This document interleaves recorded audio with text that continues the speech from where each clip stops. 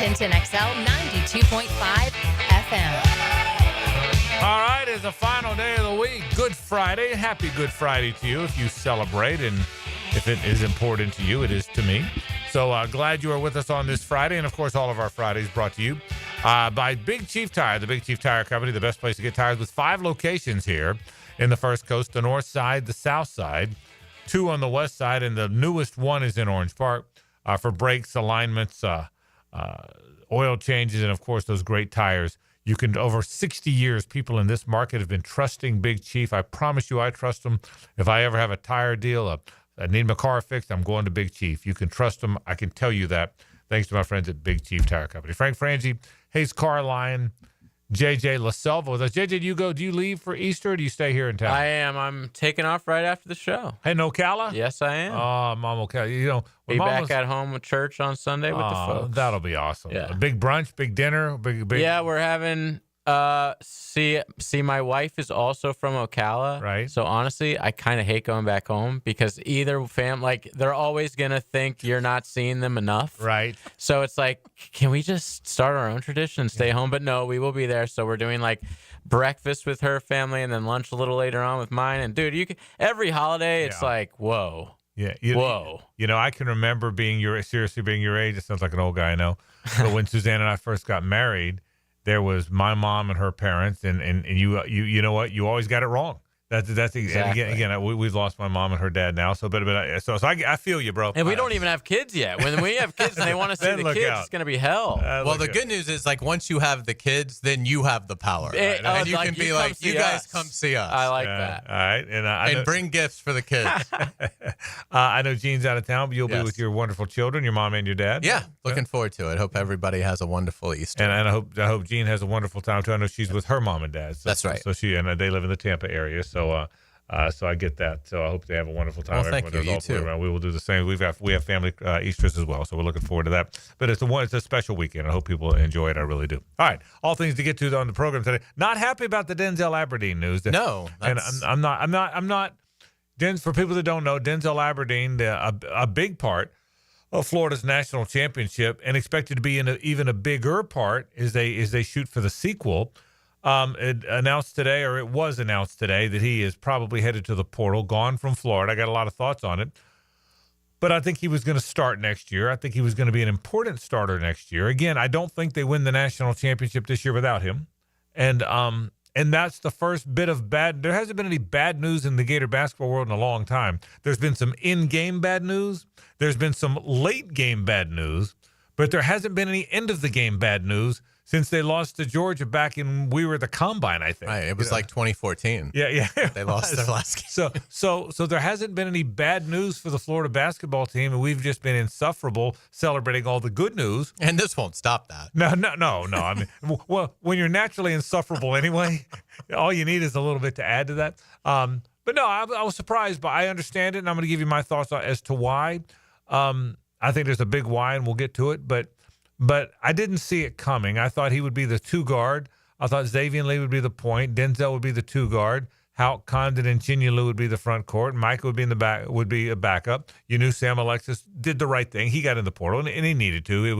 It wasn't the right position. He's a good player, but not good enough to do this. Right. And so he needed to go play somewhere. So a lot of thoughts about it, but that's kind of the story of the day of the stuff we've talked about. We'll get to some draft talk in a minute too, obviously. But I'm surprised by it. I was very surprised by it. But again, I think it's just indicative of where college athletics has gone, because my guess is Florida's probably pretty tied up against their spending cap. Correct. Would be my guess. And if a team that, it could be a St. John's who missed out on Xavier Lee, that, or it could be in a number of clubs. We've talked about all the Big East clubs that don't have to worry about football spending.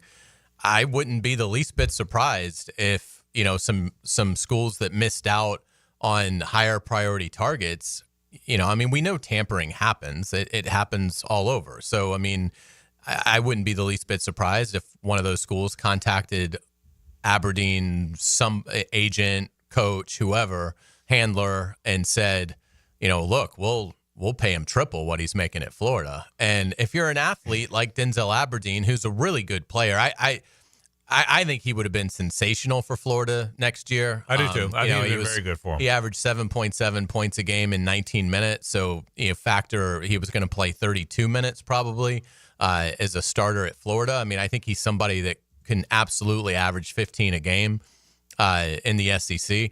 So again, I would imagine somebody went to him with an offer that is big time. And if it's that kind of life-changing money, it's hard to ignore. I mean, you don't know what your professional aspirations are going to lead to. I mean, I'm sure he thinks he's going to play in the NBA, but it's not like he's a lock. And, if you can pocket at that age $2 million, $2 million, and your school that you love is offering, and I'm totally speculating on the numbers, but my guess is this is probably what happened. If he's looking at making like $500,000, well, $500,000 versus like $1.5–2 million at that. I mean, that is really life changing. That is a life changing difference amount of money to make in 1 year.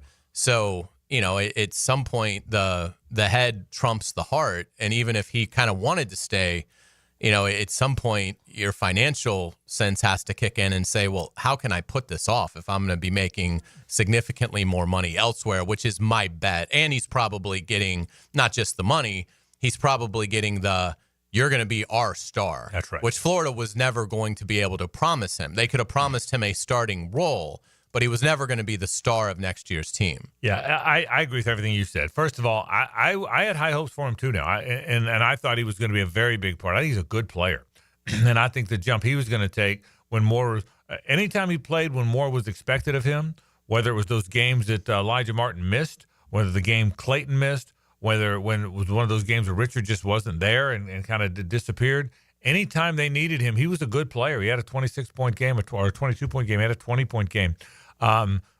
He was along with Martin, he was their physical guard. He was their tallest guard at 6'5". He's long.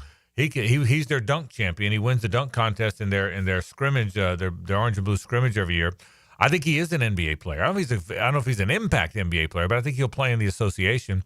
So, and by the way, and I say that Gator fan, you're allowed to feel however you want to feel, but my recommendation to you would be, hey, thank him for helping you win a title. Wish him the best. I mean, you can't listen. The portal giveth and the portal taketh away, and the reality is, when you get a Xavier Lee, you're likely to wind up losing a Denzel Aberdeen. And so I hate that he's going because I think he would have helped the team. So here's my big take. I think you kind of hit it. And by the way, let me set the scene for the program today. A lot of draft talk today. We're going to go into our next draft room or position room. Offensive line will be an interesting one today. How high a grade is their need in the offensive front? We've done it already today or this year with wide receivers, running backs, and tight ends. It's our final offensive position. I don't think we need to spend a lot of time talking about quarterback in the draft. So we'll do that at about 4:40. Pete Prisco joins us at 5 o'clock today. He'll weigh in on it. Last time we'll have Pete on before the draft, so we'll certainly talk a lot of NFL today. We'll talk some college football. I want to get into Kadarius Toney. I want to get into Lee Corso. I got a thought or two about him. Aaron Rodgers as well. So a lot of people in the news today. But I will say this. Let me start with Denzel Aberdeen. I think you hit it, Hays.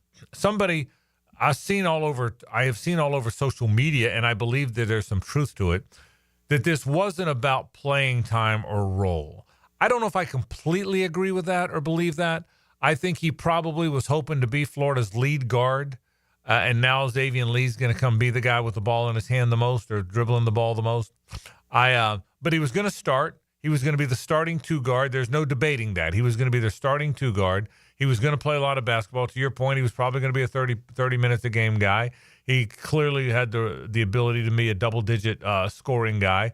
He's a big, physical, long, 6'5" athlete who's going to be a very good player next year. So I agree with everything you said. My guess is it is money.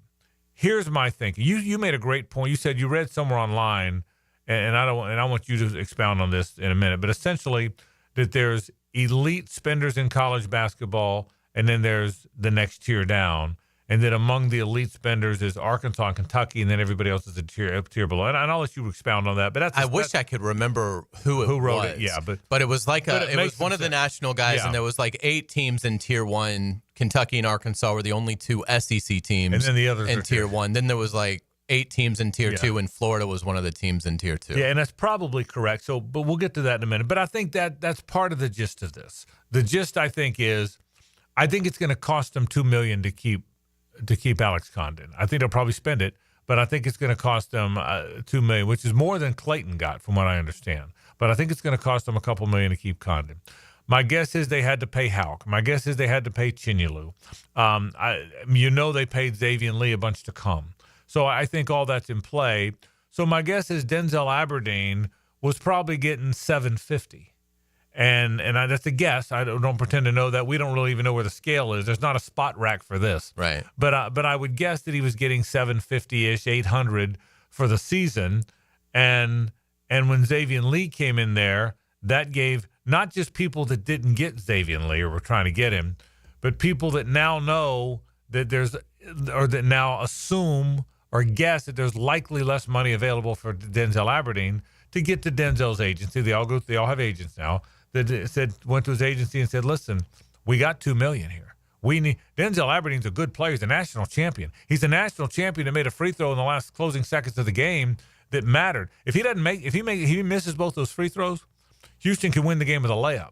Instead, they went for the win with the 3, and the rest is history. The closeout, we all know that. So he was a big part of their team. Yeah, my guess is somebody of significance too. I don't think he's going to Eastern Kentucky. I don't either. I think he's going to Auburn, Virginia, Missouri, St. John's, and I think he's probably getting $1.5 to $2 million. And I think he probably went, and I think his agency probably went back to Florida and said, "Listen, he's getting 1.8." And I think Florida said, "There's no way we can do that. We've got a full roster of guys. We gave him that." And my guess is there was even some negotiating. Florida goes, "We'll get up." And by the way, I'm just guessing at this, so I don't want to misrepresent it. But yeah, we can go to 1.12. Missouri is at 1.8. And they're not, and they're staying there. There's a big difference, and so my guess is it's about money. It's probably, I do sense that the playing time thing was in there some. These things are rarely binary. They're rarely black and white. That playing time had nothing to do with it. Position had nothing to do with it. It's all money. I believe that might be mostly true, but I think they're connected. You get more money because you're going to have a bigger role. And you're going to be a bigger star, which is why we're paying you more money. I think it's all connected, and so I think that's one of the reasons they lose. So yeah, I think it's the good news for Florida. There's no good news in losing Denzel Aberdeen. He's a good player, but the good news in losing him is there are plenty of reinforcements. Number one, they're expected to get this guy A.J. Brown, Isaiah Brown's brother, who I don't think's a better player than Denzel Aberdeen, but he's probably a better shooter because he's an elite shooter, so they say. And look, between C.J. Ingram, who's coming in, a 6'6" small forward, Alex Lloyd, a 6'2" guard who can really shoot it, the 2 freshmen, the Isaiah Brown, who's a good player that hasn't gotten to play very much. Obviously, he's not as good a player as Denzel Aberdeen, or he would have been playing ahead of him. But he's a guy. So at some point, you got to find minutes for people. My guess is there's 1, maybe 2. Now I'm thinking there might be 2 more portal guys. You think that? It would make sense. I've expected 1 more portal guy, and they were done. I mean, you've basically lost your top 4 guards. That's right. You've not basically. You've lost your first 2. You've lost your top 4 guards, and you've only brought in 1. Right. Now you've got 1 guy on your roster. You've got 2 freshmen coming in, but you lost 4, and you brought in 4 who were your guards. Because I don't think Urban Klavzar is a starter. No, he might be on the team. Correct. Is a bench guy. But. I agree. And remember now. You played an 8-man rotation.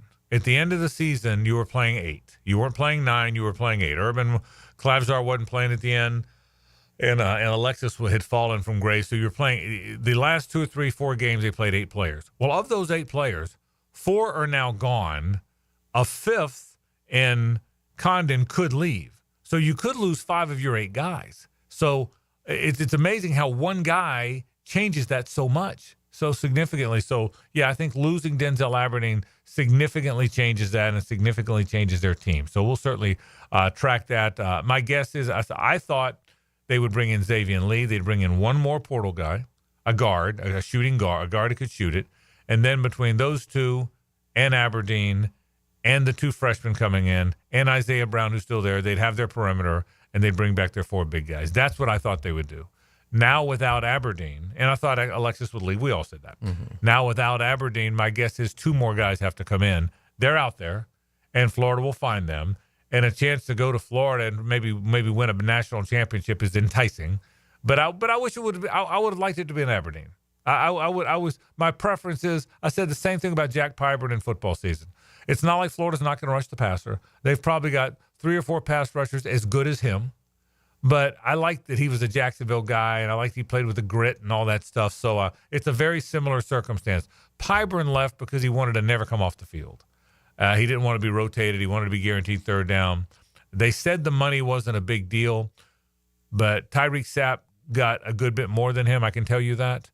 And it's not I think the money was a big deal. Not the money was a big deal, Hays, because he needed the money, but the money was a big deal because it was a statement that somebody else was better than me. Does that make sense? Absolutely. So the money can be money you need to spend. That's how it works in the NFL. Right. But Pyburn the Pyburn family has all the money they need. They have a lot of money from what I'm told. I don't know them from what I'm told.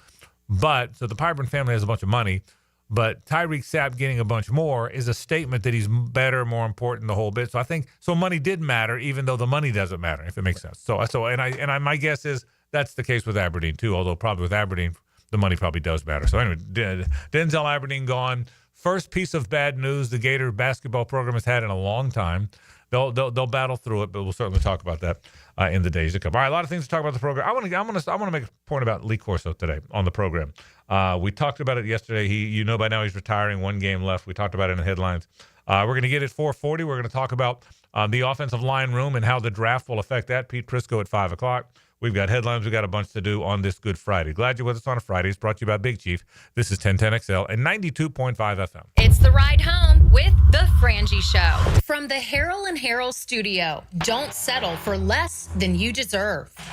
It's truck season again at Nimnick Chevrolet, and this month you can save up to $12,000 off a new Silverado or get financing rates as low as 2.9%. Now, unlike most dealerships, Nimnick Chevrolet has the largest inventory on the ground, ready for you to explore. And with their extensive selection, you're sure to find your perfect truck at Nimnick.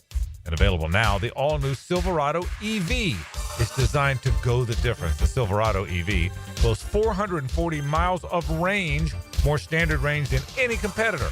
And ask about low-rate financing and $7,500 instant cash savings on EV. Remember, Nimnick will always give you top dollar for your trade, and for a limited time, up to an additional $3,000 in trade assistance. That is a great deal. So remember, who's got more Silverados at the best prices? Nobody but Nimnick. That's Nimnick Chevrolet. Together, let's drive. Give them 2 hours and they'll give you 3 unique takes on the sports stories of the day. We love discussions. Josie, Matt, and Leon are XL Prime Time. And may the best man win. 2 to 4 weekdays. Long story. On 1010XL. This is Hays Carlyon for Harold and Harold. I was at lunch with my good friend Holt, and he was telling me that sometimes a lawyer can get more from a case than their own client. I was surprised to hear this, but Holt said that doesn't happen with Harold and Harold. They'll never take a fee that is greater than their own client.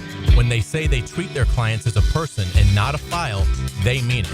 Hopefully you won't need them, but if you're ever injured, call Harold and Harold at 904-251-1111. That's 904-251-1111. This is Mark Nato. My son Justin injured his hand playing baseball for JU. Southeast Orthopedic Specialist performed surgery just a few days later, and within 5 weeks, he was cleared to play in the ASUN baseball tournament. Our family has trusted Southeast Orthopedic Specialists for years. For any orthopedic injury, let Southeast Orthopedic Specialists take care of you too. Relieve pain and get back to life. Southeast Orthopedic Specialists. Are you thinking about a pool for your home? Blue Haven Pools is Jacksonville's largest pool builder. They've built pools for over 20,000 satisfied families since 2000. It's never been easier to design the perfect pool for your home, family, and budget. Call Blue Haven Pools today at 904-620-0090 to get a free in-home estimate for your in-ground pool, or visit bluehaven.com. Don't let another summer pass by without a pool. Join thousands of happy Jacksonville pool owners in a Blue Haven pool. Baloo here for Smoonez Vision. Why Smoonez Vision? Well, I've been with Dr. Neil Smoonez now since I got back to Jacksonville in 2006. 37 years of experience he has. Smoonez Vision is a family organization that focuses on personal high-quality medical and surgical eye care. Dr. Catherine Smoonez is fellowship-trained in cornea and cataract surgery and all refractive surgery. Combined, that's 30 years plus in laser eye surgery. Visit SmoonezVision.com today. Here you can see. Direct from Broadway, MJ, the Tony Award-winning musical, is starting something all across America. Get your head up high, scream out to the world. I know I am someone. Let the truth about. Get tickets now to what the Washington Post calls a runaway hit. MJ the Musical, playing Jacksonville Center for the Performing Arts, April 22nd through 27th. Tickets at fscjartistseries.org. You can't go inside your home team's locker room, so Jags beat reporter Hays Carlyon goes there for you. Work on three, 1, 2, 3, 4. Hays Carlyon here. Find my blog at 1010xl.com. Brought to you by Roland Reach Plumbing, where quality and experience count. Your tax refund is here. Why not invest in your home? Superior Fence and Rail helps you build value with beautiful, durable fences that boost your home security, privacy, and curb appeal. With expert installation and financing options, turning your yard into an outdoor oasis is easier than ever. Reinvest in your home today with Superior Fence and Rail. When you're on the fence, about the fence, SuperiorFenceandRail.com. Rick Ballou for Coy Dental. That's right, Carlson Dental is now Coy Dental. Dr. Lee has been practicing there for 9 years, has purchased the company. The Coy Dental team still has the same great dentists and staff. And remember, if you get nervous visiting a dentist, don't. There's never a problem at Coy Dental. With light sedation for cleaning and deep sedation for all your restorative needs. Coy Dental, 2 locations in Jacksonville. Your AC's broke, it ain't no joke. Call Florida Home AC. Florida Home AC. Florida Home AC. Florida Home AC. FloridaHomeAC.com. At Hurricane Grill and Wings, the wings are fresh, the drinks are cold, and the game is always on. With 30-volt flavors, ice-cold beer, and handcrafted cocktails, there's no better place to kick back and catch every play. Escape the ordinary. Your home for sports is Hurricane Grill and Wings. Hey everybody, it's Mike Dempsey, and I only like to recommend the best, which is why I'm proud to say that I chose Pella Windows and Doors for my own home. And now's a great time to upgrade your home with 0% financing for 60 months. That's 5 years of interest-free payments on the best windows and doors in the business. Don't wait. Schedule a free consultation at PellaJacks.com or visit their showroom on Phillips Highway just north of Bay Meadows. For quality you can trust and savings you can't miss, that's Pella Windows and Doors. 1010XL is presented by Farrah & Farrah, exclusive injury law firm of the Jacksonville Jaguars. Protecting you and your family. Call 396-5555. Jacksonville. Now back to a Big Chief Tire Friday on The Frangie Show. Big Chief Tire. Visit BigChiefService.com. So I got a question. Can I ask you boys a question? Absolutely. So finally we have some time. So Sunday, Suzanne, we got a bunch of stuff. We're going to go to our new walk-off offices. We're going to drive around. We're going to spend some time driving all over Sunday. When you and Gene are together, you drive most of the time, right? Yes. Same with you guys. JJ, when you're together, you drive, right? Oh, yeah. Okay. Do the brides help you drive? Does she help you drive? You mean suggestions? Yeah, help you. Yeah. It's like having Mario Andretti in the passenger seat because it's like the second that I get behind a car that's not moving fast, okay, good. It's like, this lane's open. Okay, good. Well, how am I supposed to see? I feel much better because we have now gone to new heights there. And I love my wife. I've got the best wife ever. I am 35 years. I'm the most blessed guy in the world. But her willingness to help is off the chart. JJ, do you deal with that or no? I'm actually that person. You are. That's why I you drive. Okay, but when if I'm ever riding though, if I've been drinking or something, I'm like, that's me. Why are you doing that? Why? She's actually really good about that. Unless I'm speeding or whatever, and I just get like that hand on my arm, like baby. Okay. Relax. Okay. Well, I get it. It doesn't matter. Yeah. And that won't last. If I had a $1 for every time she told me the light's green, And I know how it works. The top one's red. And then the yellow's in the middle. And it only turns one shade. So I got a pretty good idea how it works. But if I have, all I want is $1 for every time it's green. Okay. Well, I know it's green. Okay. I know. It's because what happens when it's green is when you accelerate. Right. It's a cool process. Yeah. You stop when it's red. Right. And then when it's green, you know what happens? Well, then you go. Yeah. Okay. So it's green. Okay. And the worst tragedy in our lives is when the person in front of us has the brake lights on. We should not. The world shouldn't have brake lights because brake lights send my wife into hysteria. He's stopping. Well, I know he is, but he's 87 lengths ahead of me. Okay. So I mean, does America deal with this? I'm not alone, at least. You're not alone. I mean, I think it might be a generation gap because my girl is always on her phone. Like she's not. Oh, we don't have that. My wife is too important. My wife thinks helping me drive is too important for a phone call. TikTok is way more important than our safety. And we're over. It's over the top now. Okay, I'm gonna bring in counselors. Yeah, I might bring in law enforcement. We've got to do something. It's funny. So Suzanne is more a conservative. Like it's a safety thing. Yeah. Whereas Gene is more like, let's get there. Like, why are you driving so slow? No. Good point. And I'm usually not driving too slow. But if I'm driving too slow, I'll hear that too. No, Suzanne's very comprehensive. Okay. Okay. So she's actually can play both sides. But more times than not, it's they're stopping. And I told.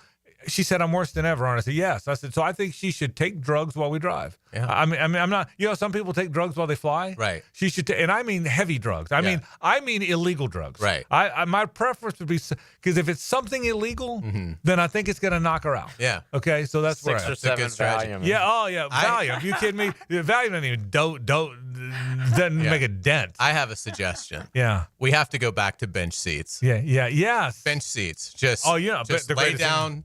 Yeah, right. Put your head here, and I'll drive. Yeah, and we'll get there. We'll get there, and if we don't, we don't. Yeah, and you and I have talked about the ills of the world. We don't have bench seats for many reasons. It's ridiculous. We don't have bench seats anymore. I totally agree with you, but I have told her, shut your eyes. I'm not driving until you close your eyes.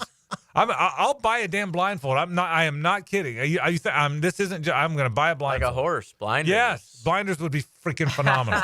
Okay, so anyway, I just did. I mean, it's happened more and more and more, and I wanted to share it. And I'm glad you go through, even though it's a little different. Yeah. So, again, the brake light. The brake lights are on. I know they're down. I know. I can see them. Here's what happens. I see the brake lights. Okay. You know what I've got? Eyesight. Anyway, okay, fair. I feel better. Thank you for allowing me. Sure. I needed a moment. Yeah. Thank you for allowing a moment. Lee Corso's retiring. I love Lee Corso. I love what he brought to game day. I love what he brought. I love the fact that even after he had a stroke, they stayed with him. Kirk Herbstreit. I know it was a tough watch sometimes. It never bothered me. I thought the affection between he and Herbstreit was real. I thought the way Herbie kind of looked out for him. I will really miss the headgear. And yes, I am one of those that at about 3 or 4 minutes till 12, 11:56 or 11:57, I turned on game day if I didn't already have it on. I probably already had it on, but I turned it. I'm one of the ones that turned it on. And I might not have really cared who won the Colorado-Arizona State game, but if that's where they were, I wanted to see what headgear he put on. I thought it was one of the most important. I'm a big Dick Vitale fan too, because they're the same. They have the same type of impact. Mm-hmm. I think Vitale was a better analyst than Corso in terms of real basketball analyst, but I thought Corso brought a levity, a part of Lee Corso reminded us all it's just a game. The not so fast, my friend, and the headgear and the pencil and how they stayed with him even after he had been ill. I thought it reminded us how human football is, how it's just a game, how we're supposed to enjoy it. And I will truly, truly, truly miss Lee Corso on ESPN Game Day. Yeah, well said. I will as well. He's one of the most beloved broadcasters, I would say, in the last 40, 50 years. And it's because of that. It's because of the enthusiasm that he had for the game that he loved. And that just shone through every week that he was doing it. And obviously we'll enjoy getting to watch it one last time. But, I would. He's irreplaceable. I mean, I don't think they should continue the headgear. At least for a few years, right? Maybe one day somebody can bring that back, but it's just a very unique way in which Lee Corso was able to connect with the college football world and do it at such a high level. and he's irreplaceable. I mean, he's one of a kind. And it will be very sad when, he dons it for the final time. I hope they pick Florida State, Alabama, and I hope he picks Florida State. Right, I do too. That's the way he should go out. I mean, honestly, they should leave it up to Lee and just say, where do you want to do it? That's right. We'll go wherever you want to do it. And but yeah, I mean, I think enthusiasm is something that fans, it just resonates with. When you see somebody talking so passionately about something that they love, it shines through the screen, and he was always able to do that. Yeah, I will also say that I understand that they really brought in Saban to be an analyst, to talk football. They brought on Pat McAfee to replace Corso. And you're thinking, wait a minute, their personalities are different. Well, the belief is today's demo will respond to a McAfee, whereas 30 years ago, demo would respond to a Corso. The reason why Jay Leno and Letterman were funny to people 30 years ago, and a more zany comedian connects today. And I get all that, and I don't fault them. My guess is the people at ESPN are pretty damn good at their research, and they kind of know what will work and connect with today's viewers. So I understand it. I understand the world changes. McAfee's good. He's talented. I have no ill feelings toward McAfee. But I don't connect with him. I don't connect with the sleeveless shirts and the wrestling stuff and the yelling but I get that he does connect, and by all accounts he's supposed to be a really well liked guy and a good teammate. So I don't think he just doesn't do it for me. But I hope we don't lose. And I agree with you. No more headgear. Somebody else can't do the headgear. They can't. Somebody else can't have the pencil. But somebody else can't say not so fast, my friend. But I hope we don't. Having said that, I hope we don't lose whatever makes it fun and not necessarily serious. And again, that's what McAfee was brought in. And to their credit, that was the idea. But I watch all the other shows. I think Terry Bradshaw brought that. Let's don't take ourselves too seriously. But I don't think we have enough of that. I think we have. I don't think we have enough of be good at sports, but don't take yourself too seriously. On our radio station, we have a lot of really good hosts, but that's what I probably enjoy the most about Dan and Jeff. Is they are so. I think, and I believe this in all my heart. We have 7 really good shows on this radio station. I mean, how many radio stations can say 6 to 10, 10 to noon, noon to 2, 2 to 4, 4 to 6, 6 to 8, 8 to 10, and all damn good shows. I'm bragging about our radio station. I don't care. I unapologetically will brag about what this radio station has become. But of all of us, me included, I love the way Dan and Jeff make sure they don't take themselves too seriously, yet are still very good sports people. And I really do truly like that about Corso. And I hope we don't lose that in our pregame shows and all of our talking heads in sports today. Yeah, it will be a great challenge for them to figure out how they want to progress beyond week 1 of this season, when obviously Corso will sign off for the final time. I think as long as they don't try to replace him, I think it will be a fine show. I think Saban does a great job. I like McAfee, and so again, game day, I haven't locked in on game day. I haven't been an avid game day watcher in probably 20 years. But I'm like you. If it's a feature that of a team I care about, if it's certainly the last 10 minutes, I'm always intrigued to see their picks. But I think they've got a good core, and so I would anticipate that the show will still thrive without Lee Corso. But I would not try to replace him at all. Yeah. And it was kind of busy anyway. Right. So I agree. I don't think they have to go and add somebody else. I think I'd probably just emphasize Saban and McAfee a little bit more and go from there. My favorite game day was Fowler, Corso, Herbstreit. Not a fourth. And my friend Tony Barnhart was part of that for the longest time. He's a wonderful guy. I love Tony.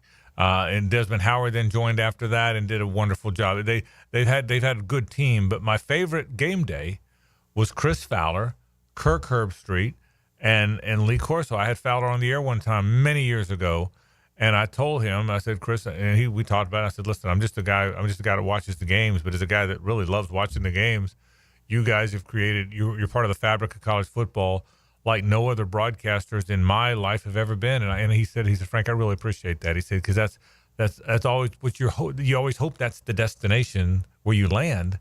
And they did. And so that was that your favorite game day?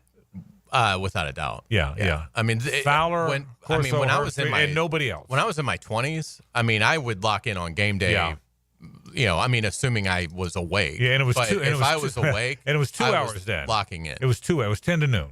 Correct. It grew to 9 to noon, right. but it was 2 hours then. It was 2 hours, 3 guys for 2 hours, and they'd have features, but it was essentially. Game day was 3 guys for 2 hours. And part of it wasn't even a game day problem. It was a Gators problem. Yeah. I mean, if Florida's not very good, and I know they're not going to talk about Florida. That's right. I'm not going to tune in to watch much of it. Yeah, but I will. I look forward to watching Lee Corso. And by the way, he's 89.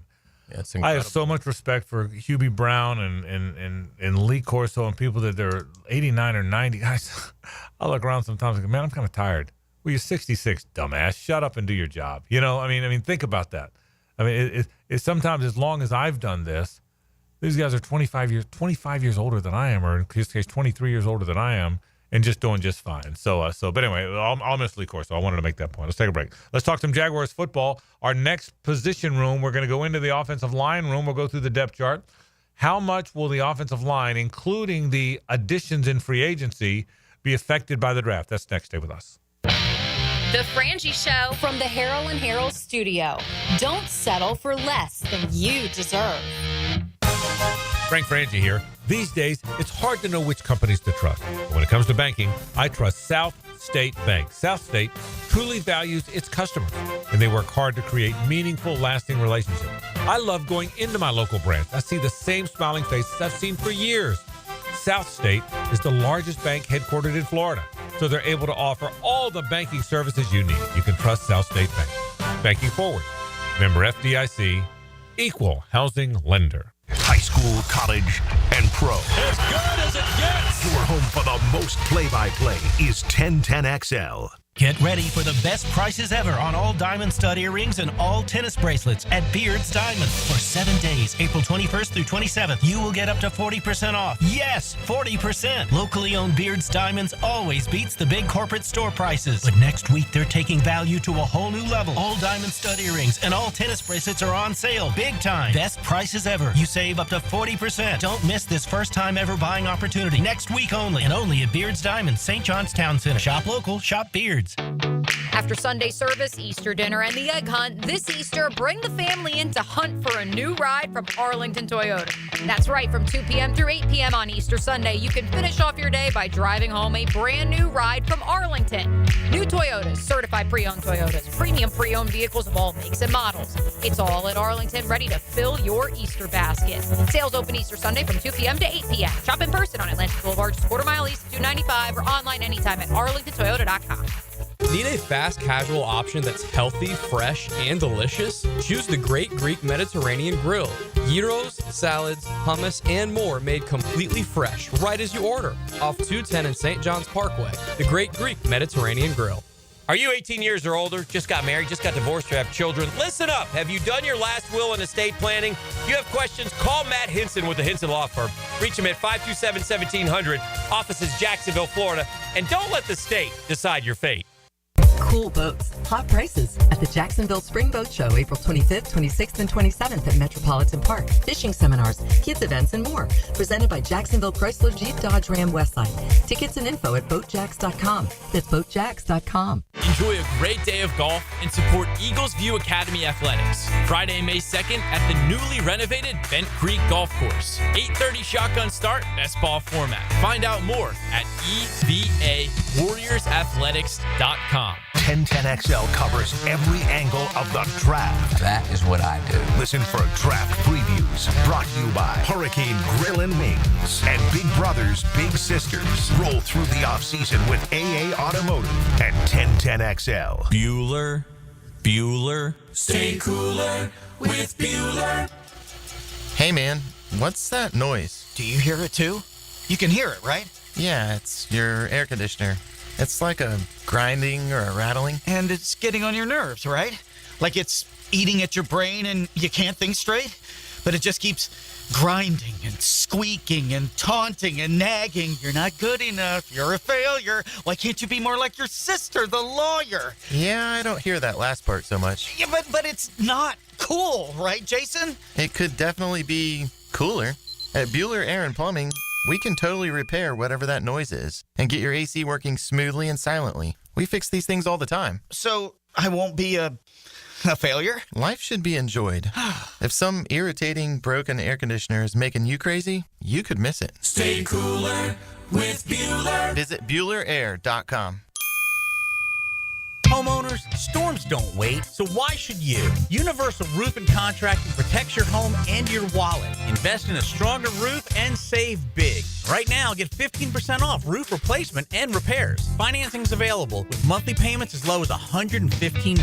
But this deal ends April 30th. Call 855-ROOF-HELP for your free inspection. Universal Roof and Contracting. Protecting your home, building your trust. License number CCC 057165, CBC 1258484. All right, fellas, I got to brag a little. I'm down 40 pounds thanks to Awaken 180 weight loss and keeping it off. That's cute, Matt. I'm down 110 pounds. That's like losing a Backstreet Boy. Okay, so I'm the rookie here. I just started, but I'm already down 13 pounds, and let me tell you, it feels good to see the results already. That's the thing, man. Awaken 180 works. No shots, no meds, no gimmicks, just real food, real support, and real results. The support team is a game changer because we all know it's so easy to get distracted. But with Awaken 180, you get your own coach and a plan that works with your lifestyle. And free support for life. Plus, no gym workouts required, which is great because let's be honest, I wasn't running wind sprints either. 25, 40, even 110 pounds. If we all can do it, so can you. Call 844-346-1800 or visit awaken180weightloss.com. That's 844-346-1800 or awaken180weightloss.com. Denny Thompson here. If you haven't heard, Tyson Sound & Security has a house built right inside their showroom, showcasing complete home automation and security systems. You have to see it to believe it. This setup can recognize intruders who approach your door and alerts them to leave if there's a break-in. Keep your family safe with the most state-of-the-art technology. Tyson Sound & Security, your security, home theater, and home automation experts. New showroom at 3555 U.S. Highway 17 in Fleming Island. 1010XL is presented by Farah & Farah, exclusive injury law firm of the Jacksonville Jaguars. Protecting you and your family. Call 396-5555, Jacksonville. Now, Hammer Time with Hays. Driven by Southside Kia. Online at SouthsideKiaJacks.com. The Jaguars really do need to consider offensive tackle with the 5th pick in the draft. And a big reason for that, and we're going to go into a lot of the details of the room and things like that here. But Frank, as I look at it, the point that I want to make is the scarcity at the position in this draft. There is just nothing once you get beyond the top, I'd say 5 guys. And if the Jaguars pass it on with the 5th pick on an offensive tackle, and I think it's a need, and we'll talk about that, but I just don't think there's really any other way to address it. I mean, there just is only about half a dozen guys that are probably worthy of, second round or higher, selection. And I just, as I look at it, I think the other positions you can wait on and still attack in the 2nd, 3rd round.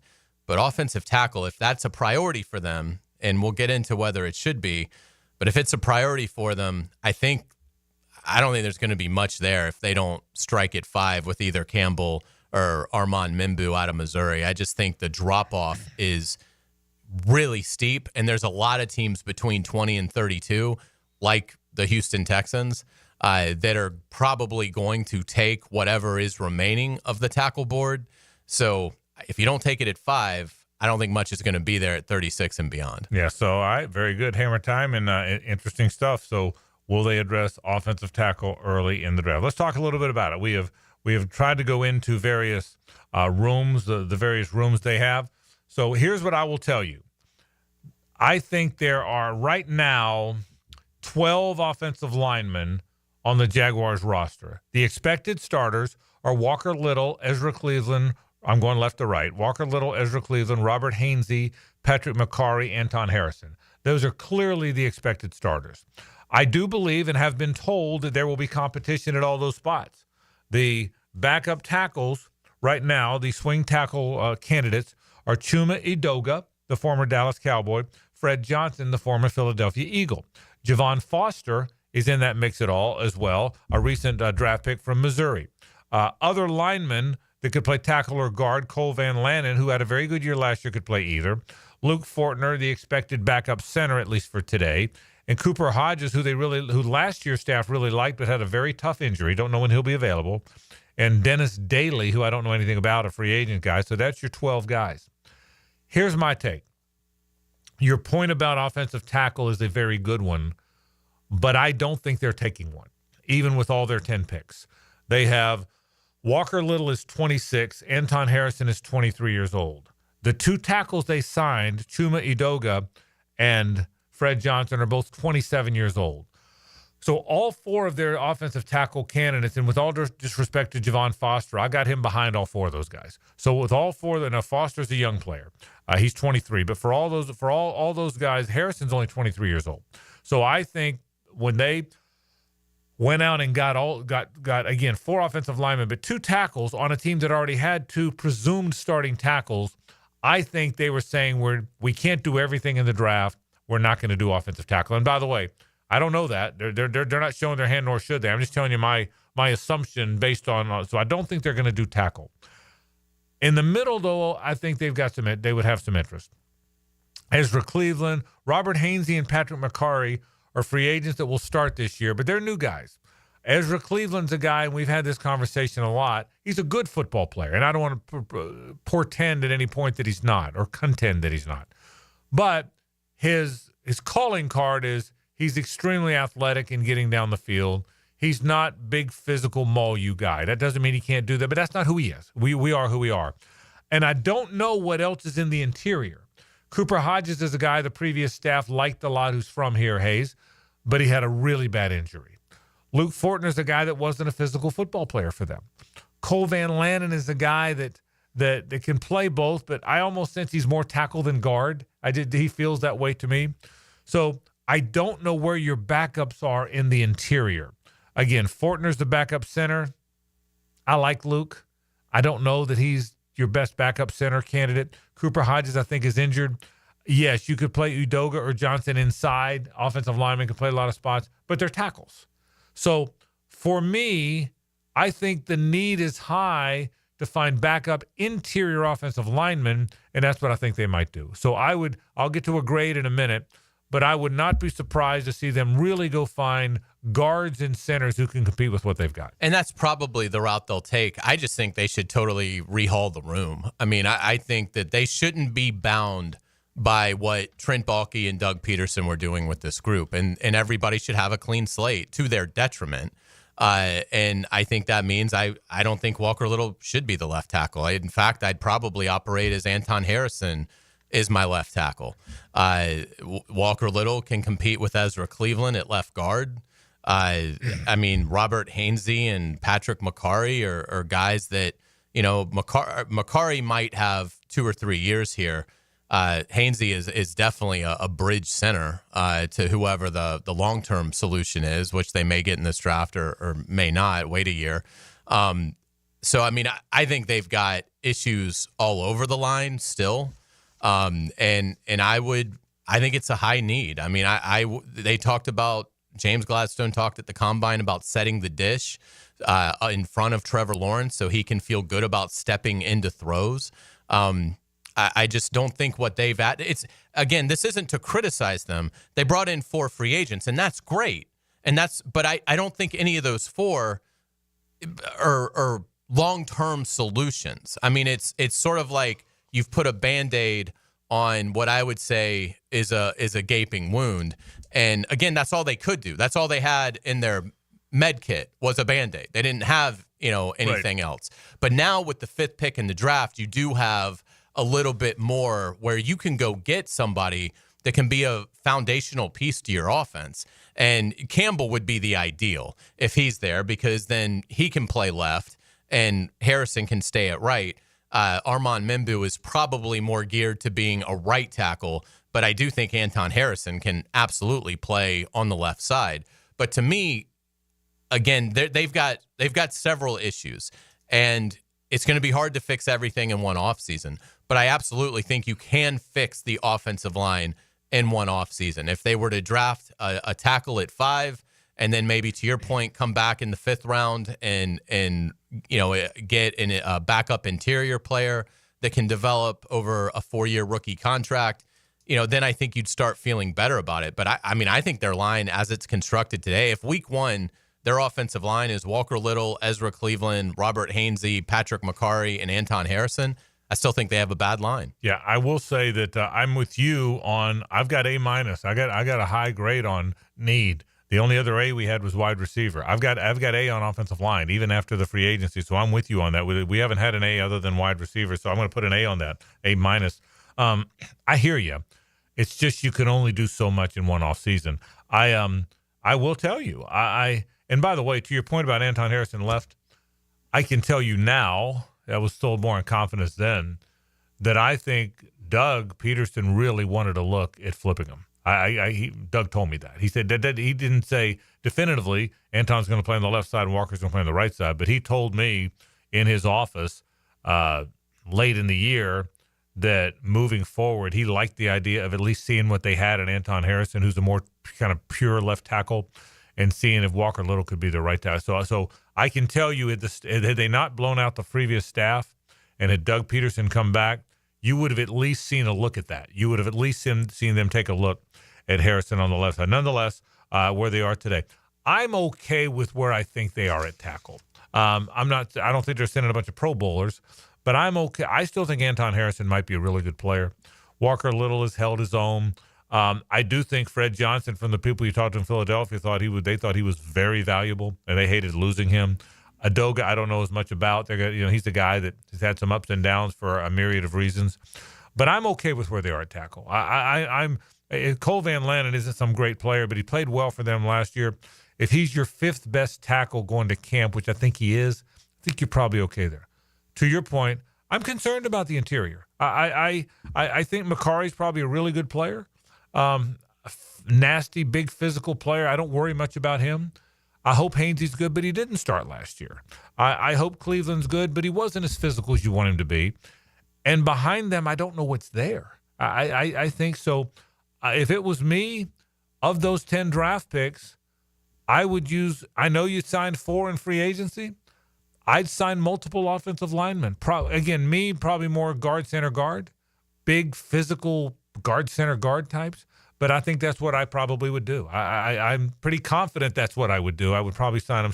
So again, as we look at the line, as we look at the needs, we're going to put an A- on that. So far, we have put A- on wide receiver and offensive line, primarily at wide receiver. After Brian Thomas Jr., I'm not sure what you have. De'Ami Brown, if they got it right, that'd be great. Parker Washington is what he is, a good, solid slot receiver, or 3. But I think they need that. Same with offensive line. Running back, we went B- because they've got 2 pretty good backs. Tight end, we went D, only because they signed 2 and there's bigger needs. So I think that's kind of where we are so far. So that's our look at the offensive line. Yes, I think they will. It would not shock me to see 2. It would not shock, to your point, I don't think they're taking an offensive lineman at 5. But to your broader point, Hayes, I wouldn't be surprised if they take more than 1 before Saturday. You know that? Now, that sounds crazy. You'd probably have to add a 4th pick if you did that. But I wouldn't be surprised. Let's say it this way. By early Saturday, I'll bet they've had 2. I'll bet it's not going to be 2 because the second one's their 10th draft pick. So we'll see what winds up happening. So, all right, let's talk more NFL. How about Pete Prisco? He checks in. It's our last visit with Pete before the NFL draft. He's up next. This is 1010XL and 92.5 FM. The Frangie Show from the Harrell and Harrell studio. Don't settle for less than you deserve. If you need an insurance agent, I'll recommend the best guy in town, State Farm agent Craig Dewhurst. Call him at 940-9740. Really good guy, really good agent. Life insurance, homeowners, automotive, you name it, he'll handle it for you. Tell him what you need. He'll assess your whole situation. What kind of coverage do you need? How much coverage? What should your deductible be? What do you make and how does it fit your cost and your rates? You will love dealing with Craig. What a nice guy he is and how he'll help you get the right answers. The best in the business. Craig Dewhurst from State Farm, 940-9740. They eat pigskin. These are delicious. Breathe golf balls. Want to hear the most annoying sound in the world? And sleep on natural grass. Find something you love to do and then do it for the rest of your life. 1010XL 92.5 FM. Frank Frangie here for Bono's Pit Barbecue. Bono's has been serving Jacksonville's best barbecue for over 75 years. And now, catch this. Bono's new limited time offer features an Atlantic fried cod platter with 2 pieces of mouth-watering fried cod and 1 southern side for $15.49, or a fried cod sandwich with 1 southern side for $12.99. You can't beat that deal. And after 1 bite, you'll be hooked. So you better hurry in. The fried cod platter right now at Bono's. And remember, if you don't see a pit, it ain't legit. So, you finally have some time to yourself. Even if it is just the car ride home, it's you time. And look at you. Do not disturb set before you even got in the car? Impressive. You've earned this moment to just chill and drive. This break is brought to you by Target Zero and the Florida Department of Transportation.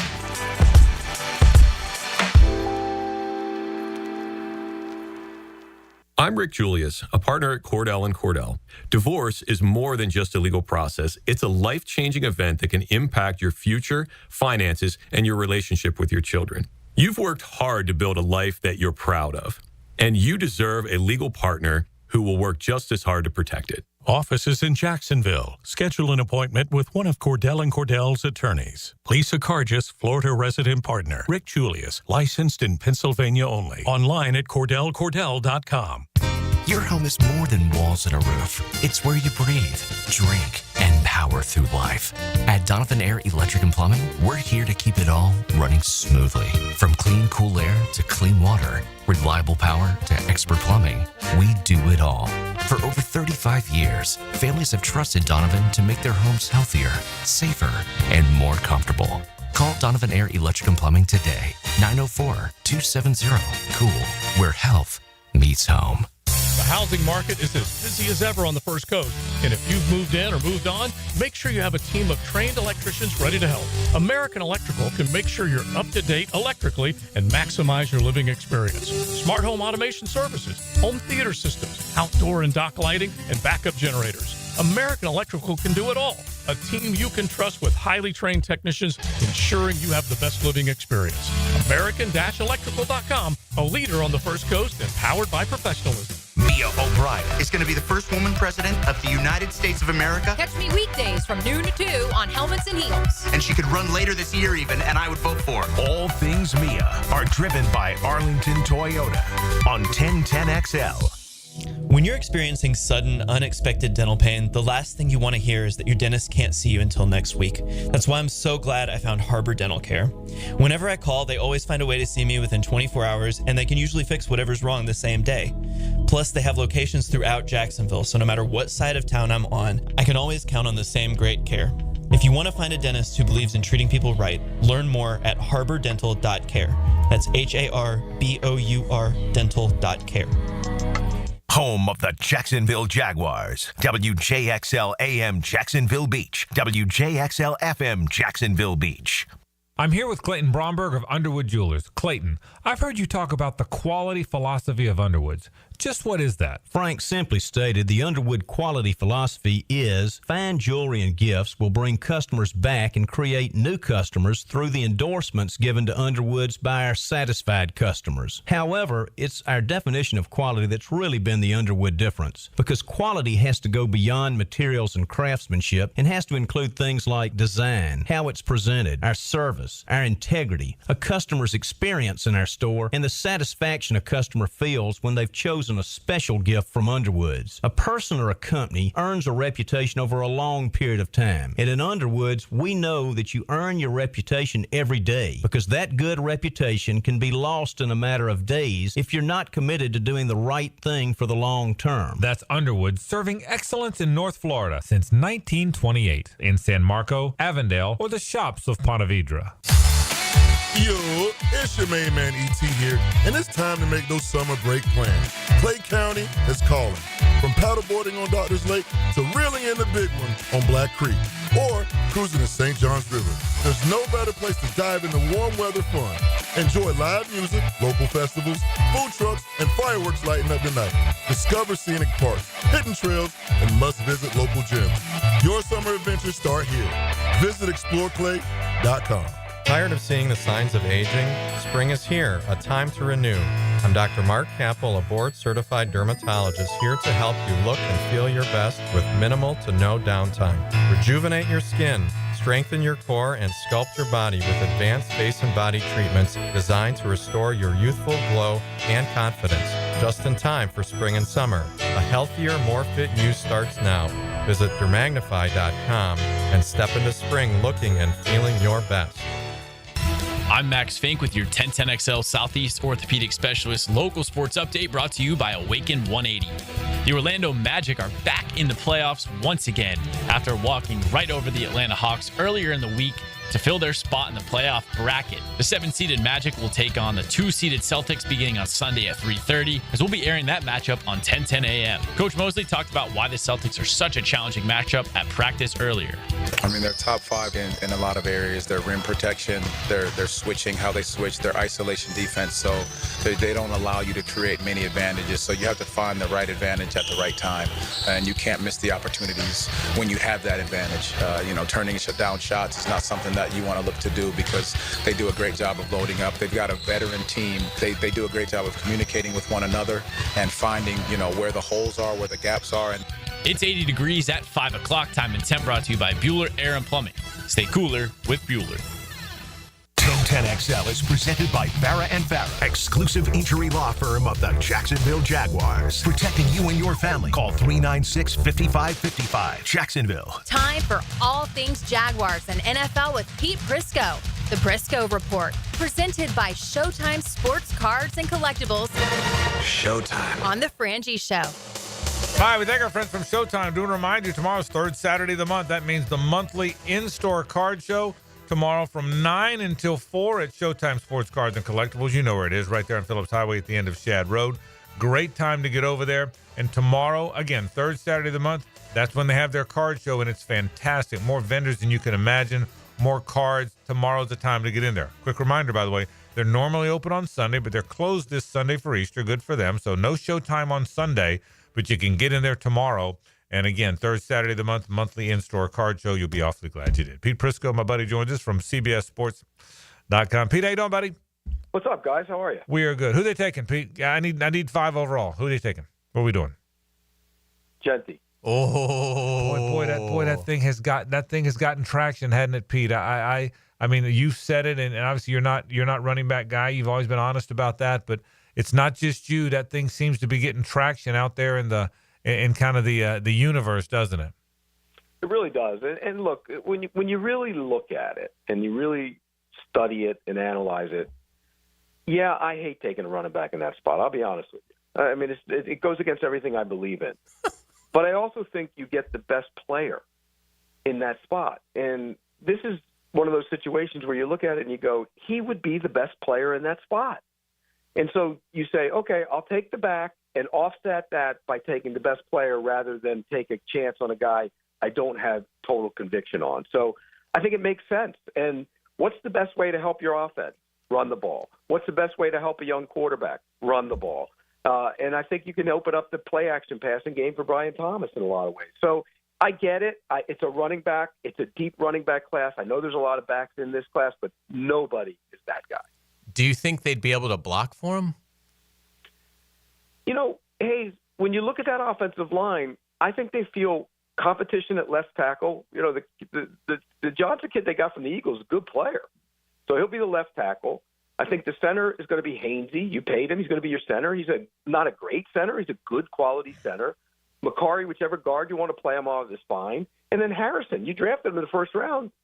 Go do it. And then they have a couple quality backups to challenge those guys. If Walker Little can push.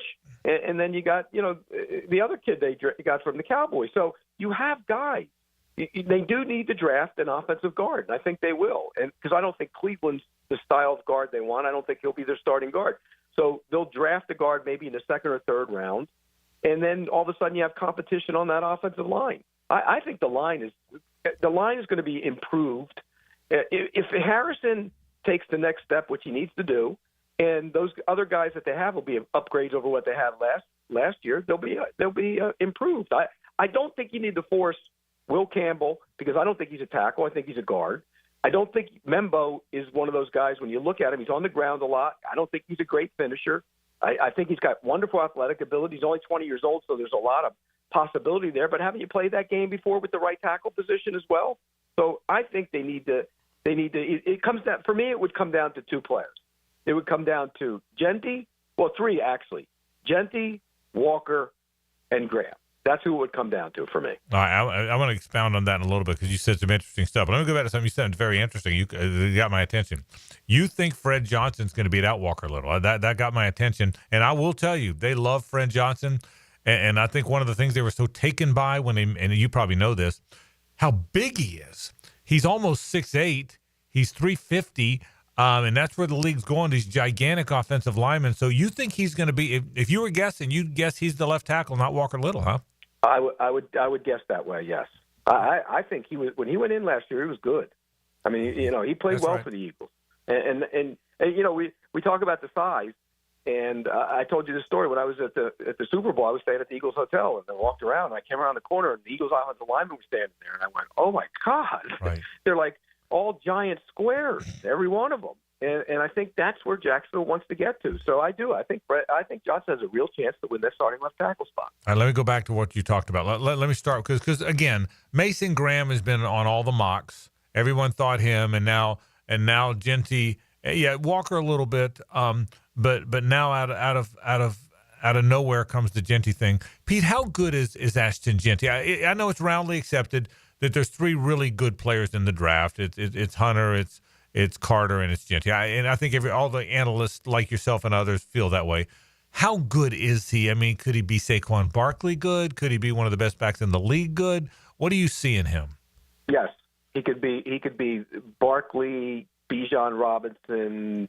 He didn't catch the ball much last year. He wasn't asked to do that. And he did the year before. He had a couple drops last year, but he did the year before. I think he's capable in the passing game. And that's a big part of what you have to do now as a running back. You got to be able to catch the ball out of the backfield. Barkley could do it. Bijan Robinson could do it. Jahmyr Gibbs can do it. And I think Genty can do it. You don't get good shots on him. That's the most amazing thing.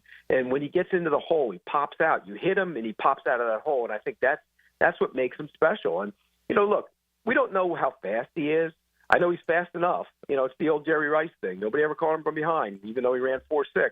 I think Genty's that kind of guy. So I think Maurice Jones-Drew with speed. Is he? A minute ago you described Emmitt Smith, 5'9". Nobody gets a good shot on him. Not sure how fast he is. Is he Emmitt? Is he that? I'm not saying he's good. Emmitt's I think he's faster than Emmitt. I think he plays faster than Emmitt. Okay. But that kind of running style where you don't get the square shots on him. When he pops into the hole, you might hit him and get a shoulder, but he pops back out. That's the kind of guy he is. And I'll tell you what, balance is unreal. He's a tough physical runner.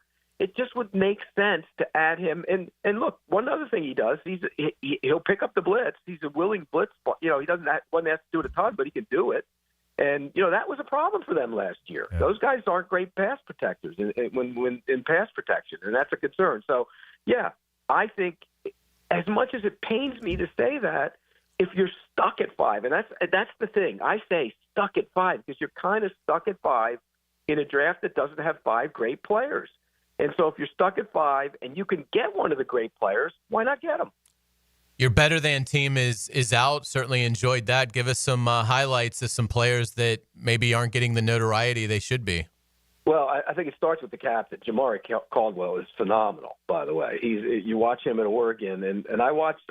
When I first started doing my work, I started watching Harmon, and I kept going, wow, look at number 90 making play after play after play. Who the heck is that? And I went back and I did more work on him and watched more games, and I'm like, oh, this kid, he's 6'2", probably a little heavy last year, but when he was at Houston, he transferred from Houston. when he was at Houston, he had 6.5 sacks, pushed the pocket, looked like a beast, goes to Oregon, plays next to Harmon and Burks, two good players, and he kept showing up on tape, and I kept watching and watching. And one of the things I wrote about was a play against Ohio State, 41-21, fourth to last play of the game. He goes down, beats Donovan Jackson, who's going to might be a first-round pick, on splits the double, beats Jackson, who's playing tackle, and grabs Judkins by the shoulder pads and throws him down away from the line of scrimmage. I went, that's the fourth to last play of the game in a 41-21 game when your season's been destroyed. You should be thinking about the NFL draft.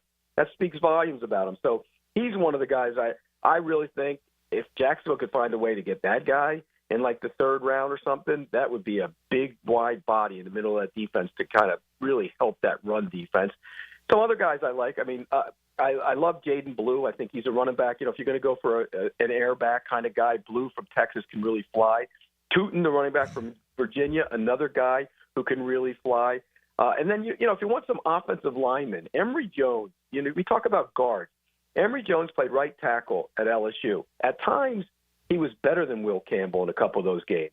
And I think there's inconsistency issues there. But when I look at him, you talk about a guy who can move inside and play guard and be a dominant guard. I think Emory Jones can do that. Pete, back to the first round for a second. When all the Mason Graham talk came out, and people still think he's a very good player, but he's not big. You're the first one, and you watch these guys closely, and I appreciate that. I've told you that before. But you're the first one that came out and said, there's stuff that I don't love. The size is part of it. And it almost feels like others have now kind of followed your lead a little bit on that. What are the concerns with Mason Graham? Because, again, he's still the guy mocked to the Jags the most. What are the concerns you see in him? Well, I think size, overall mass, and you look at him. I wonder if he's got a ceiling. And the reason I say that is he's so good with his hands. He's so good with his technique. He's ahead of those college kids. But at some point, that doesn't get done in the NFL. You got to have the physical prowess and the physical ability. And so I wonder if he's not at a ceiling. And people keep saying, oh, he could be Braden Fisk. Well, where did Braden Fisk get drafted? He didn't get drafted in the top 5. Right. That's not who he is. That's not who this kid is. I think he's a really, really good player, and I think he's going to be a good player. I just don't know if you take him at 5, is he a dominant, Jalen Carter player? Is he that guy? I don't think he is, and that's why I would be concerned with taking him. He's on the ground a bunch. By the way, one of the centers, Monheim, on my Better Than team, I went back and watched the game where they were matched up against Michigan. And I wanted to see the snaps where he played against him and Grant. He did a really good job against Grant. I thought he handled Grant really well. And there were plays where, Mason Graham got a sack on him, but he went up the field, and this is the kind of player he is. He goes up the field, the kind of guy rides him behind the quarterback, so he actually did a pretty good job on him. But Graham continued to play and came up the field and made a sack, got the sack. So it's an effort play. He doesn't necessarily win, but that's kind of who he is. And so I worry about if there's a ceiling on Graham. What's the case for Jalen Walker at 5, in your opinion? Joker.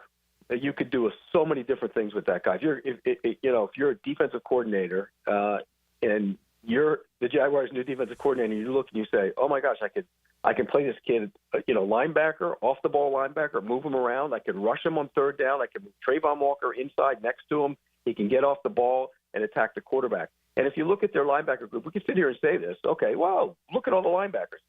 Alua Khan's not a kid anymore. He makes a lot of money. Devin Lloyd's not going to get he didn't get his fifth-year option picked up. Ventrell Miller is a good run stuffer, but can he play the pass? That's the big question with him. And then Chad Muma hasn't done anything. So all those assets still invested into that unit, are they that good? And so if you can get a guy like him and add him to the mix, and I think he can really rush the passer if you're going to ask him in some certain situations as well. Let me ask you about a guy that's kind of random, but he played at Florida once upon a time, so it got me thinking. What do you think of Princely Umanmielen? You like him? What do you think of him as a pass rusher? Yeah, I didn't love him. I didn't love his tape. No, and when the Mississippi tape wasn't great. Right. So I expected more when I watched it, Frank, but because he looks the part. Yeah, he does. And you look at it and you go, I wanted to see a lot more, and I didn't really like it as much as I thought I would. In terms I'll tell you the pass rush. The guy, I mean, James Pierce is unreal, but there's a lot of buts there might even keep him out of the first round, and that's the shame of it, because if James Pierce was perfect player in terms of everything he did off the field, everything he did at Tennessee, everything off the field was perfect, he might be a top 10 pick. Oh wow, that's how good a pass rusher he is. Not a big guy, but he is explosive. And again, there are, concerns off the field that teams are worried about, that he might not go in the first round. What if he's there at 36? Do you want to bring that into your building? I mean, that's the question. How strong is your building? I'll give you an example. If you're the Philadelphia Eagles and he's sitting there at 32 and you just lost, your pass rusher Sweat in free agency, you brought Carter in. There were questions about Carter. You brought him in. He's been a model player for you. He's been a great player for you. Can you bring him in Philadelphia and add yourself a nice top 10 pass rusher and have the organization and the people around to handle that? See, that's why I think it's different for the Eagles than it might be for the Jaguars. Final question. We could go all day on this. But I think the Jags have to do something at receiver at some point. They've got Brian Thomas Jr., who's going to be very good. They hope De'Ami Brown is the guy. They don't know. They hope they're betting on the come there. Parker Washington's a nice slot receiver. But he's a slot receiver, and he's a 3. Gabe Davis, I'm not sure how they feel about him. They got to do something. Pete, where do they go there? Because it doesn't seem to be a deep class of receivers. Tet McMillan will be gone when they pick 36, obviously, but I don't think he can take him at 5. What do they do there? Well, if I were them, I would hope like heck that Ibuka fell at 36. Okay. I don't think he will, by the way. I love him. I think he's great. I think he's going to be – in fact, I think he's going to be better than McMillan. I love him. Everything about him. He's a pro's pro. Everybody you talk to at Ohio State said he might be the best kid to ever come through that program. That speaks volumes about him, and he's a really good player. I think he'd be great if you could get him. I'll give you, Jack Bash is a good player at TCU. I mean, I don't know if you would take him at the top of the second, but maybe if you get the third round, that kid can run routes. He's tough. He can be a great slot, complement. Can he play? I saw him at LSU before he went to TCU. Can he play outside? I don't know if he can play outside consistently, but I'm telling you, he's a good player, a really good player. So, and there are some speed guys. I mean, if you want it later in the round, Ty Felton, who's on my better than team from Maryland, can flat out run if you're looking for a speed guy. So there are some receivers. There's different styles of there's all different. That's the one thing about this draft. There's all different styles of receivers. You want a big receiver who can run, who's raw. Davion Williams from TCU. I mean, there are a lot of receivers. You want another guy the Thornton kid from Tennessee can run. Will Burton be there at 36? Maybe. I don't necessarily think that's something they want to bring in there. That's the other thing. Yeah, you've heard, practice, not a great practice player, and I don't think he plays to the speed that he's timing. He's one of those guys that times well and might not play to it. I don't think he's one of their guys. I think ideal scenario for them would be Ibuka. I think he'd be great for them. I really do. It's going to be a lot of fun. Pete Prisco's from CBSSports.com. You'll be working all week long, I would imagine, in the studio with CBS, correct? All next week? All next week. You got it. All right. Absolutely. Pete, thanks, buddy. We appreciate it.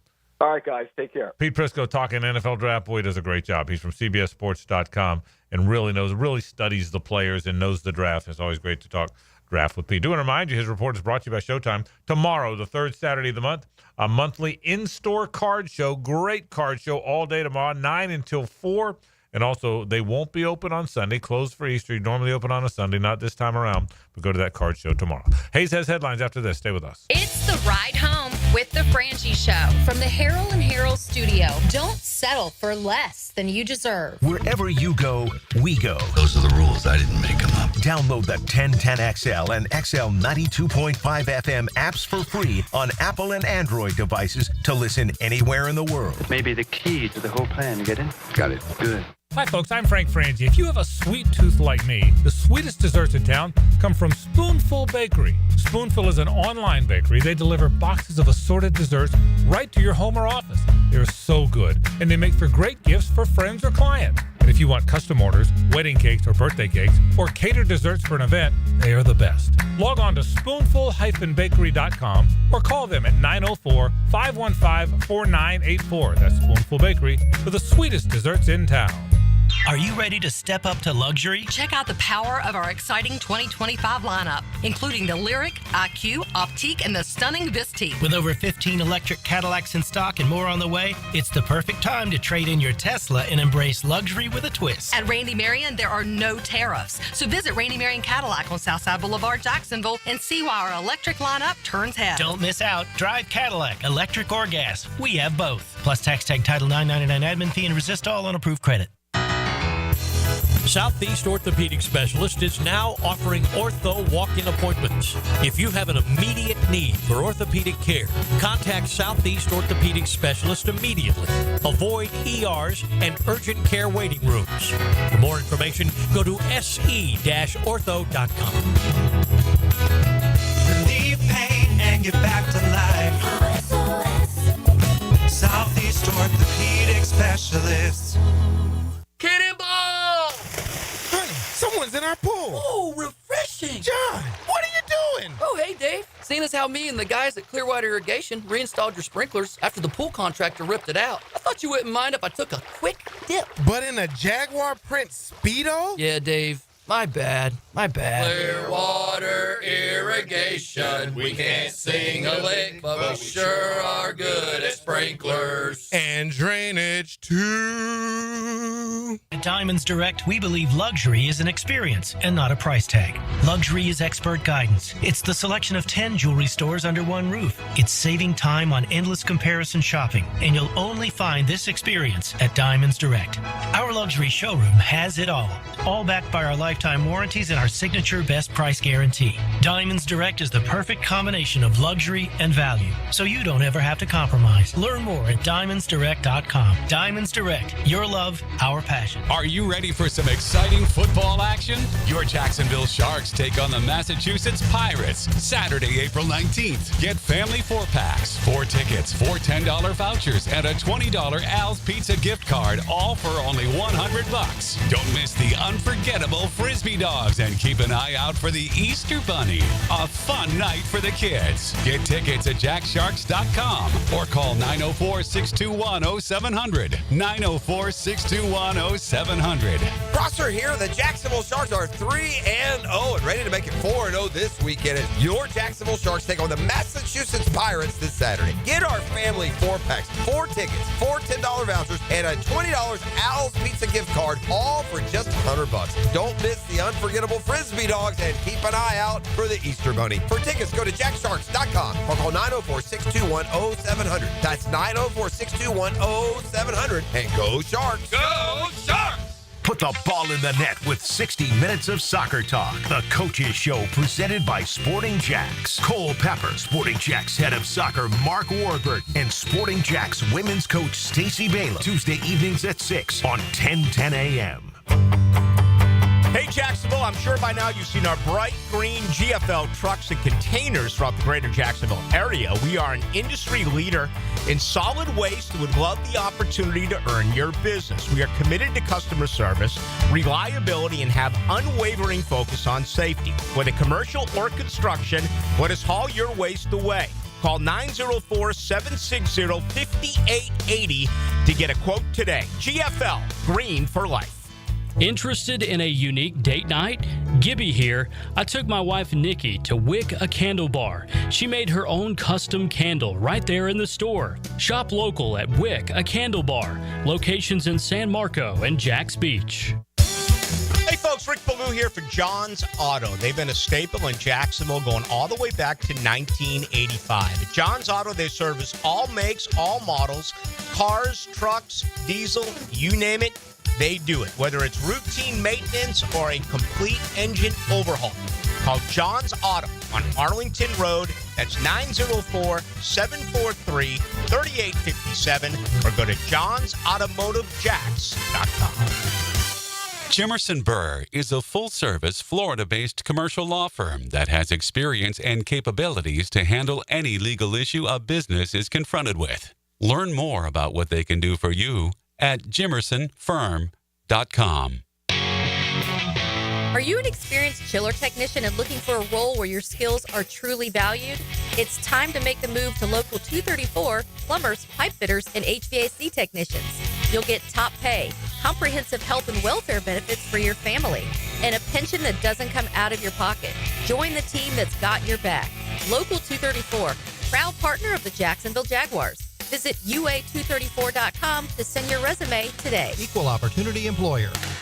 1010XL is presented by Farah & Farah, exclusive injury law firm of the Jacksonville Jaguars. Protecting you and your family. Call 396-5555. Jacksonville. Ladies and gentlemen, may I have your attention, please? Gather round. It's Hays' Headlines, presented by Harrell & Harrell. Don't settle for less than you deserve. Hear all about it. Here's Hays Carlyon. All right. Welcome back. We've got Frank Frangie, JJ LaSelva. I'm Hays Carlyon. Thank you to our friends at Harrell & Harrell. Give them a call at 251-1111. Frank, Pete Prisco just provided the top headline. What's your reaction to hearing Pete say that he thinks there's a good chance Fred Johnson might be the week 1 starting left tackle for the Jaguars and not Walker Little? Yeah, it's just Pete's opinion. And this is no one's sending out depth charts yet. But it surprised me. I will tell you, I mean, our thinking going in is it all starts with Walker Little, Cleveland, Hainsey, Macari, Anton Harrison. And then everybody else is competing. Two things. I've been told countless times, and I've gotten to know those guys now, guys are going to have to compete for jobs. They really, everybody says that, but this staff is going to take the competing for jobs part seriously. I can tell you that. I can tell you that. And they love Fred Johnson. And he was very good with the Eagles. He played both tackle spots. And so I wouldn't have thought that. I wouldn't have been shocked if he beat him out. But that's the first time I've heard somebody of significance who I trust their judgment say it. So yeah, it got my interest. I don't know. I don't know. I've never watched Fred Johnson practice other than the Florida days. So I'm the wrong guy to ask who's going to win that job. But it's really interesting. I'll say this. I think it's a competition with all of them. And it'll be fun to watch for sure. Yeah, you got my attention too, though. Absolutely. You and I both. Well, you guys, if you're not watching on the stream, you're listening on the radio. You can't see it. But Hays and I both kind of perked up when Pete said that. We both kind of perked up a little bit. So yeah. And the thing too is the contract for Fred Johnson isn't starter level money. Yeah. So, that's what makes it interesting as well. But, that would change the dynamic of the first round if they feel like Fred Johnson is. Well, like I told you, I don't think they're taking a tackle at 5. I don't think, and maybe that's why, but I think they had 2 tackles who started a good part of last year. They brought in 2 swing tackles who they like. They're only 27 years old. I don't think they're taking a tackle there. To your point, maybe that's one of the reasons why. If they don't, maybe that's why. And maybe if you feel that way about Fred Johnson, maybe you do put Anton Harrison at left and Fred Johnson at right. Never know. Anyway, it'd be really interesting. But there's a lot of competition. Now, the point to where you're going with the topic is dead on. There's competition for those spots. That's not just coach speak. It is real. It really is. Another thing that we covered with Pete, and I wanted to get your opinion on it, is Jalen Walker at 5. Is that a player that you would be comfortable seeing with the 5th pick? I'm worried. I'm not sure what he is. He's 6'1". He's probably an edge. He's a good football player. Is he a stand-up linebacker? Is he coming off the edge? I'm not sure what he is, so that would concern me. But I do think, I will tell you this, we can't get in their heads, and they're wise not to show their hand. But I do think all the guys we mentioned really are in play. When Trevor Lawrence was the first overall pick, there was one guy in play, and they drafted him. When Trayvon Walker and Aiden Hutchinson were out there were 2 guys in play, and they were going to draft one of them. Even when they took Leonard Fournette at 4, I didn't sense there were a lot of other guys in play. When they took Jalen Ramsey, there were a few, but by the time the Cowboys passed on him, you kind of knew the Jags were taking him. I do believe in this instance that Mason Graham, Ashton Genty, Jalen Walker, at least those 3, and maybe a surprise guy or 2 are in play. I think that's where they are. Usually when you pick that high, it's 1 or 2 guys. I think there's more than that here. So I gave you a long answer to a short question. I don't know. Walker concerns me. I think he's a good player. I'm not sure what he is. In college football, Gators coach Billy Napier joined Burns and Doring on SEC this morning and reiterated that DJ Lagway is fine and will start throwing in a couple of weeks and will be full strength when OTAs begin in June. Where is your concern level? It was significant, particularly when he wasn't throwing at all. What I've been told by people I trust is that the shoulder's fine. That the real reason he was held out was that lower body injury, core injury, that they didn't talk much about, but that Matt Hays wrote about for USA Today, our buddy Matt Hays from 1010XL, obviously, that was more of a concern than the shoulder. And that the shoulder's okay. That doesn't mean he's not going to have some soreness, and that doesn't mean that the stories about one day needing surgery aren't true. I don't know that. But what I'm told is that if not for the lower body injury, he would have been firing it all over the place in spring, and that everybody that I talked to, my sources down there, some are pretty good, seem to believe barring anything new, he's going to be just fine. In college basketball, Denzel Aberdeen is entering the transfer portal. The former Florida backup guard averaged 7.7 points per game as a reserve last season, but was expected to have a much bigger role as a senior. This one was a real surprise. Me too. I mean, surprise and disappointment, but I get it. And my guess is, again, the people in the know seem to think this wasn't about being upset that Xavier Lee's there. I got to believe that was part of it, but everyone says it wasn't. It was probably a guy that his NIL number, after they pay Condon and pay Houck and pay Chinyelu and pay Xavier Lee to come, his NIL number was probably significantly less than his agency believes he can get elsewhere. I think it was just that simple. I don't know what those numbers are. We could guess. But my guess is the NIL number, Hays, was significantly less than his agency is pretty confident he can get elsewhere. I don't think it's anything more than that. One departure that was not a surprise, Sam Alexis is also entering the transfer portal. By the way, the portal closes Tuesday. Remember, it opened during the NCAA tournament. It was a big storyline going into the Sweet 16 weekend that the portal had opened. And the teams that were still competing for the national title were at a bit of a disadvantage. So the portal does close Tuesday. So you only have to sweat it out for 3 or 4 more days, Gators fans. But Sam Alexis entering the portal, which is what he should do. Yeah. And Sam Alexis is a good player. You know that? He can help Power 4 teams. I don't know that he's going to be a big help to a team winning a national championship. When he got hurt, of course, then Condon got hurt, and then Handlogden came back. But before Condon was ever hurt, the difference between when Sam was their 4th big guy and a month later Micah Handlogden was their 4th big guy was significant. And Micah Handlogden would be a starting center on most teams in college basketball. He was a backup here. And Sam Alexis, you know what? Sam needs to go. And this doesn't mean he's got to go to Eastern Kentucky. Sam Alexis could go play at a Power 4 and help them, but it probably wasn't going to be Florida. I would agree. In the world of golf, the RBC Heritage at Hilton Head is in full swing. Justin Thomas leading at 12 under. He's playing his final hole of the day right now. Scotty Scheffler is in contention at 8 under. Only 72 players in the field that boasts a $20 million purse. Yeah, it'll be fun watching that. It's interesting which tournaments do you play, which do you not. And we haven't gotten to this because we've got so much other stuff going on with draft week and in the aftermath of Gator basketball. But Lee Smith said something interesting on our program yesterday, Hays, that Scotty's about to catch fire.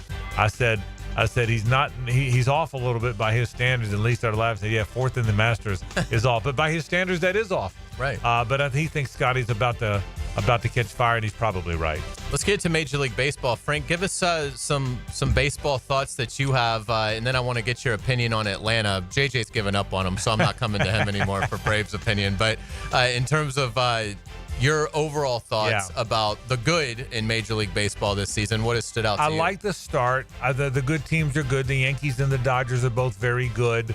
The teams without much money aren't very good this year. The National League West has my attention because I think it's real. I think other than the Rockies, I think they're all really good. And so I think, if you're someone like me that, of course, I don't stay up late anymore, but the days I can stay awake, likes watching those West Coast baseball games, I think that's probably what has jumped off the page for me more than anything else. I think that's the storyline for me, other than the fact that the good teams are good. And JJ, you're emotionally tied to it, and I get it. If you're emotionally tied to it, you see it differently. We're all that way. I don't believe the Braves are as bad as they're playing. I know they're not hitting at all. I know they didn't hit at the end of last year. I know they've had a lot of injuries. I don't believe the Braves are going to be a bad baseball team. Now, they're not elite, it doesn't look like.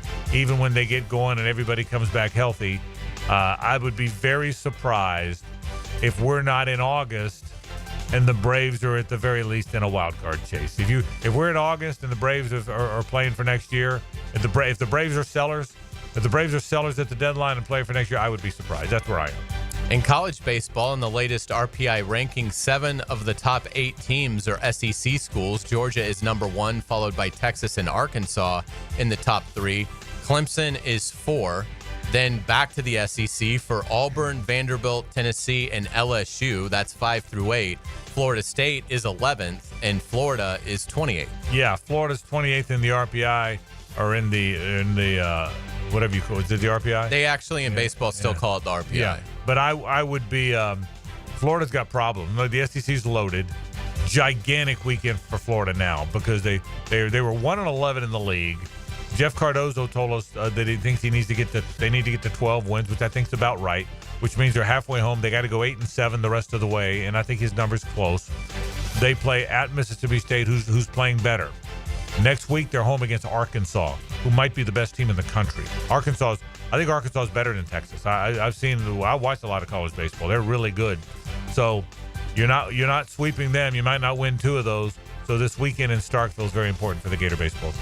Give us a thought about JU and UNF. The Dolphins are 10-6 in ASUN play. The Ospreys are 7-9. Yeah, they're both pretty good. JU's got a very good team. I watched them last. This guy Richie Long, their starting pitcher, he had a one-hitter against Gulf Coast last night through 7 innings.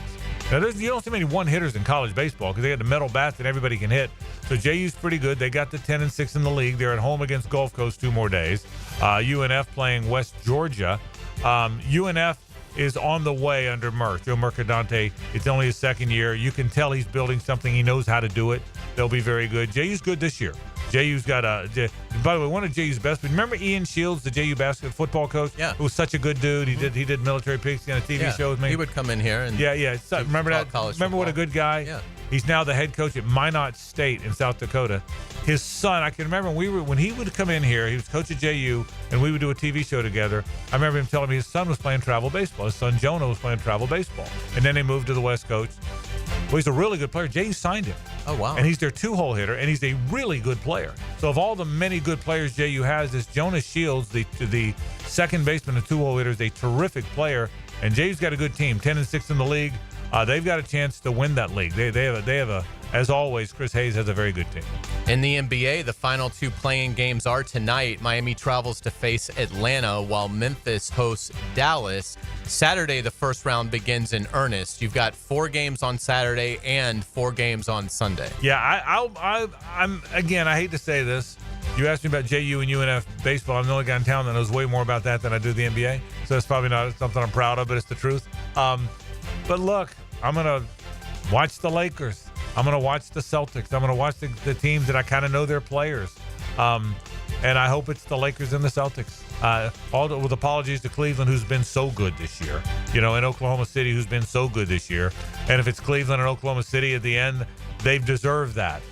But I hope it's the Celtics and the Lakers. Is that bad? Does that show how shallow I am? Not at all. I mean, I'd like to see Orlando upset the Celtics, but that's not going to happen. I don't think so. So, yeah, I've got no problem with the Celtics. By the way, the Celtics are 13.5-point favorite in Game 1 against the Magic, but we will see. We will get you out for the weekend on our musical note of the day because on this date, back in 1972, Creedence, Clearwater, Revival played at the Jacksonville Coliseum. The band would break up later that year. CCR sold over 45 million albums in the U.S. alone and was inducted into the Rock and Roll Hall of Fame in 1993. This is Up Around the Bend. I was 13. I didn't go. My first concert was 2 years later when Chicago came when I was 15. But, God, it wouldn't have been great. Creedence Clearwater Revival. We talk about these American bands. We don't mention them. Yeah, we ought to mention them. We ought to mention them. Because CCR was a magnificent rock band for everybody in the 70s. That's great work. Well done. And that's a great song, too, by the way. We'll be back. We'll wrap the program after this.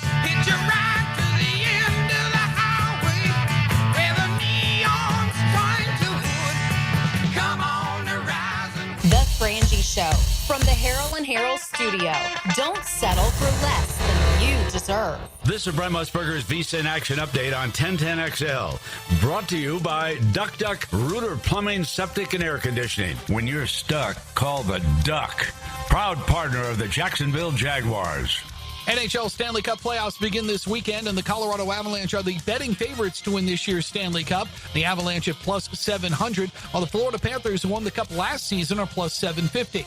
The Carolina Hurricanes and the Vegas Golden Knights are both plus 900 to win the Stanley Cup, while the Edmonton Oilers are plus 975. The last Canadian team to win the Stanley Cup were the Montreal Canadiens back in 1993. The Winnipeg Jets, who won the President's Cup with 114 points, are plus 975. The Dallas Stars, who are on a 7-game losing skid heading into the postseason, are plus 1050. The Tampa Bay Lightning and the Washington Capitals, both plus 1150. Earn cash back on your gaming transactions with the GBank Signature Visa Card at vsin.com/GBank. I'm Tony Desiri with your Visa in Action update on 1010XL. Florida heat is no joke. Is your air conditioner ready for it? At Duck Duck Air Conditioning, we've got a crazy offer just for you. We're giving away free AC inspections to our wonderful customers who now call and schedule. One of our expert techs will come look at your AC unit and make recommendations to ensure it's running at peak performance. But you must act today. A deal this good won't last forever. Call 904-862-6769. Duck Duck Air Conditioning. DuckDuckAC.com. Any required repairs are not included in the inspection.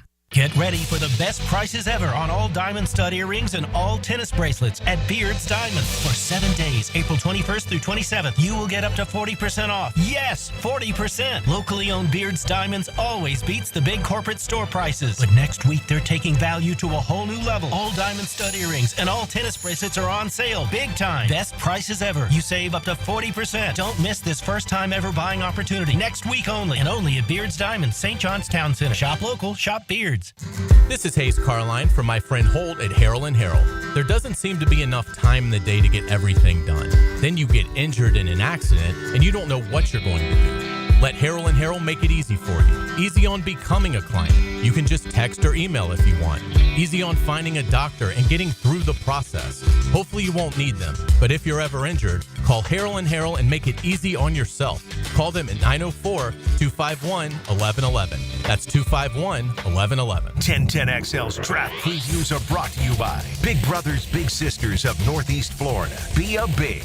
If Liam Cohen is looking to replicate what he had in Tampa Bay with a pair of talented receivers, the 6'4" Ted McMillan would be amazing to pair with Brian Thomas Jr.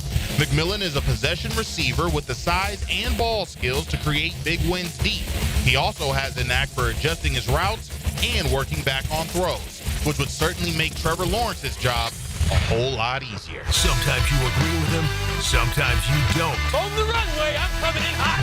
CBS Sports senior NFL writer Pete Prisco joins the Frangie Show Friday afternoons on 1010XL. Brought to you by Showtime Sports Cards and Collectibles. Best Bet is number one. That's right. Best Bet Jacksonville, Orange Park, and St. Augustine have one-card poker, the fastest and easiest card game to learn and play. Play one card at a time, and the highest card wins even money. If the card values are the same, it's time for war, just like the game you remember. You must be 18 years or older to play. Learn all the games at bestbetjacks.com. That's bestbetjacks.com. Spring is in the air, and it's time for cool boats at hot prices. Come to the Jacksonville Spring Boat Show, April 25th, 26th, and 27th at Metropolitan Park. Don't miss killer deals on boats and accessories, plus fishing seminars, kids events, and more. The Jacksonville Spring Boat Show, presented by Jacksonville Chrysler Jeep Dodge Ram Westside. Come by boat and get in free. Tickets and info at boatjacks.com. That's boatjacks.com. Hey, it's Matt Hays. There was a time when if you handed me a bread basket at a restaurant, you better watch your fingers. Pizza, pasta, bread, carbs were absolutely my weakness. I'd be lying if I said they didn't have me hooked. Then Awaken 180 came into my life. I've been down every diet road there is, but this is different. It's not just another diet. It's a total reset of how you see food. You know that carb craving that we all accepted as normal? That's gone for me now. Don't get me wrong. I still enjoy the good stuff, but here's the difference. I no longer feel like I need them. So when the server puts that bread basket on the table, I just smile, sit back, and say, nah, I'm good. That feeling of control is all thanks to Awaken 180. I lost 40 pounds in 9 weeks on Awaken 180. Hacker lost more than 110. Baloo is on his way, and you can lose whatever you want to lose. It doesn't matter what your goal weight is. Awaken 180 weight loss will get you there quickly and safely. It's a clear path to success without disappointment. Awaken 180 has changed my life, and it will change yours too. Give them a call at 844-346-1800 or go to awaken180weightloss.com. Trust me, you'll thank yourself. Tailgaters parking season passes are on sale now. Secure your Jaguar season parking today. Enjoy indoor restrooms, a full-service bar and grill, access 4 hours before kickoff. Visit tailgatorsparking.com and book your space today. North Florida is growing with lots of new families joining our community. If you're one of them making the move here, your next move should be a call to American Electrical to create the best home automation system, enhancing your living experience. There are many ways your life can be made easier through smart home technology, voice-activated systems, automated lighting, total house temperature control. With American Electrical, they've got everything you need to automate your home and make it your true oasis. Check out American-Electrical.com, powered by professionalism and raising the excellence bar. 1010XL's draft previews are brought to you by Hurricane Grill and Wings. Mason Graham from Michigan has been a player many have connected to Jacksonville in this year's draft. Graham provides activity, effort, strength, and quickness, with the first step that makes the defensive tackle's interior disruption inevitable. And although he doesn't have the freakish size, length, or athleticism that others might offer, he is tough, consistent, and productive. And that's what the teal and black need inside. A chipped windshield can turn into a big problem fast. Lauren Brooks here. Trust Novus Glass of Jacksonville for expert repair and replacement. Call 904-289-2905 for Novus Glass in Orange Park. 904-289-2905. 1010XL is presented by Farah & Farah, exclusive injury law firm of the Jacksonville Jaguars. Protecting you and your family. Call 396-5555. Jacksonville.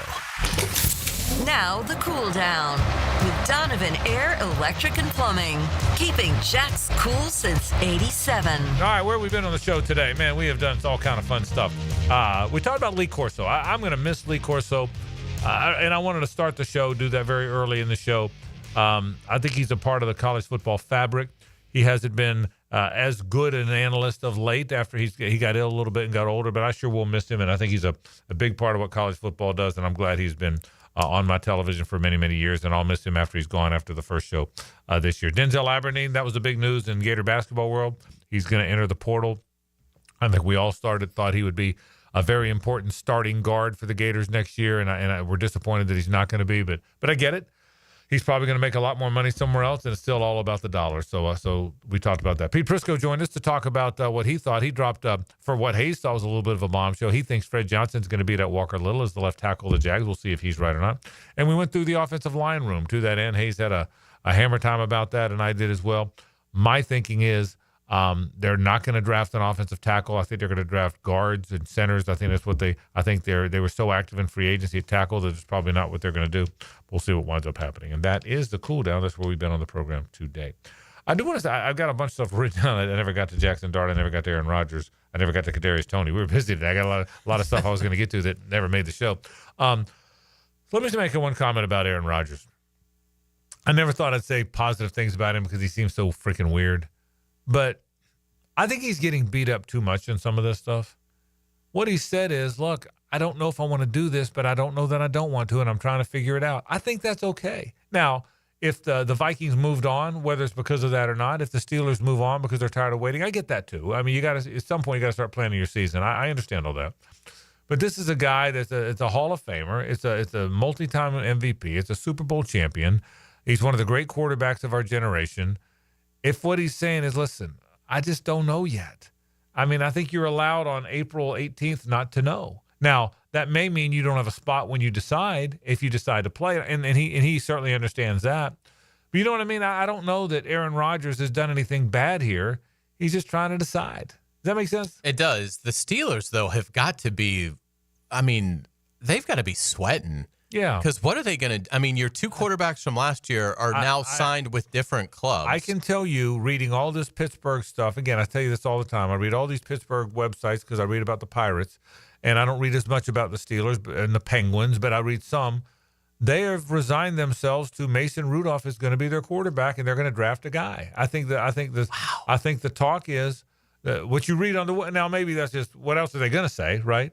But I think the talk is that they're going to play Mason Rudolph and draft somebody. Now, my guess is they would draft one of the more significant players this draft, which means they would try and get to Shedeur or Jackson Dart, Again, that's what you read is that, in fact, one of the columnists wrote today, that's it. The Steelers should tell Aaron Rodgers, thanks but no thanks, play Mason Rudolph and draft their quarterback. And so, but anyway, you're right. What are the Steelers going to do? But not just the Steelers, Vikings, Giants, whoever. I think, look, the guy, he doesn't know what he wants to do. He's earned the right. Again, he's smart enough to know that may cost him a team, may cost him, but I think if he was going to retire, he would have done it by now. I think he's going to try and play. I think if he was going to retire, he would have retired by now. That's what I think. I would agree. I think he's going to try and play, and he'll probably be a Steeler. Were you surprised Kadarius Toney retired? Yeah. Well, he says he hasn't. Oh, he hasn't retired. Yeah. He said there's all this talk that he's retired, but he claims that he hasn't retired. He's a rapper. Goes by Young Joka, and he's fantastic. Yeah, and so thanks for telling me. Okay, please send me a YouTube. Maybe I'll put it on Spotify. But I don't know his music. But he says I haven't retired yet. I think the problem is nobody wants him. Yeah. And by the way, and that is a shame. What he could have been that last year at Florida. Because he was physical, and he was Percy Harvin. It felt like not as good, but didn't it feel that way? I thought he'd be good in the NFL. Yeah, and so it turns out. So anyway, so there you go. All right, let's say hello to Hacker. Now, the 2-minute drill. Serviced by Cool Cats Heating and Cooling. Locally owned and operated. We're your neighbors. CoolCatsJacks.com. The coolest cats in town. All right, we won't see you again until after the draft. So who they taking? I was pretty certain it was going to be Mason Graham 48 hours ago. Yeah. I'm now pretty sure it's going to be Mason Graham. I've kind of come down from maybe 85, 90%. I'm probably at about 70, 75% now. Yeah. The Ashton Genty stuff is weird. That's coming from somewhere. Yeah, it's very prevalent. It's gotten a lot of trouble. Prisco's on with us, and he thinks that's who it's going to be, and it's gotten traction. And who knows? Give the Jags credit. They're not showing their hand to anybody. Right. Are they releasing that on purpose to try to gauge up interest for the number 5 pick? I mean, who knows? It's been very silent. Ashton Genty to Jacksonville, and then all of a sudden in the last 72 hours, there's got to be some reasoning for that. Yeah, there. And again, who knows? Again, I think the Jags have been very good about not showing their hand on this.